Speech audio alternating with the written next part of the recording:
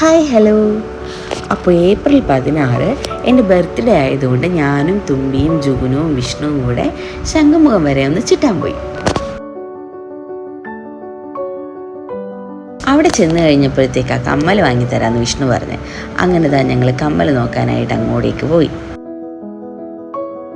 എൻ്റെ അമ്മയ്ക്കുള്ള കമ്മൽ ഞാൻ സെലക്ട് ചെയ്യാന്നുള്ള മട്ടിൽ നമ്മുടെ ജുഗുനുക്കുട്ടൻ എന്താ ഓടിപ്പോയി ഒരെണ്ണത്തിൽ പിടിച്ചു. വിഷ്ണു അവനെ എടുത്തോണ്ട് തിരിച്ചു പോയി. കുടുംബമായിട്ട് കറങ്ങാൻ വന്നിട്ട് കറങ്ങിയില്ല എന്ന് വേണ്ട, ഞങ്ങൾ അവിടെ നിന്ന് കറങ്ങാൻ തുടങ്ങി.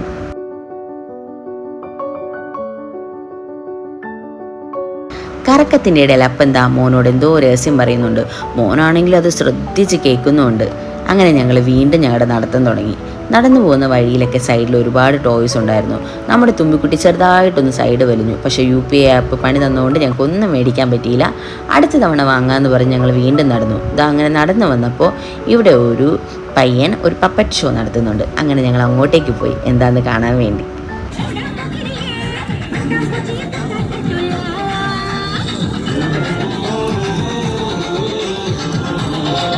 നമ്മുടെ ജുഗുനുക്കുട്ടൻ വലിയ ധൈര്യത്തിൽ അത് കണ്ടുകൊണ്ട് നിൽക്കുകയായിരുന്നു.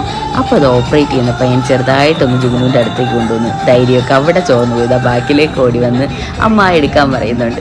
അത് കഴിഞ്ഞ് വീണ്ടും ആ പയ്യൻ അതിങ്ങനെ ജുഗുനുവിന് വേണ്ടി ഇങ്ങനെ പ്ലേ ചെയ്തുകൊണ്ടിരുന്നു.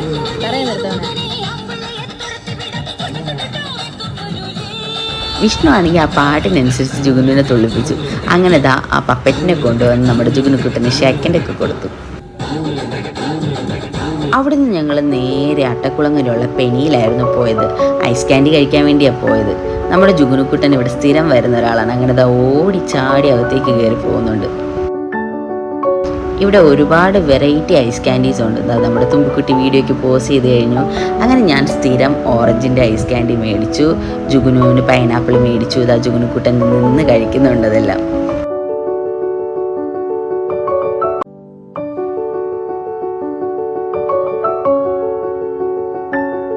വീട്ടിലേക്ക് പോകുന്ന വഴി പപ്പിക്കും അമ്മയ്ക്കും ഫുഡ് വാങ്ങണമായിരുന്നു.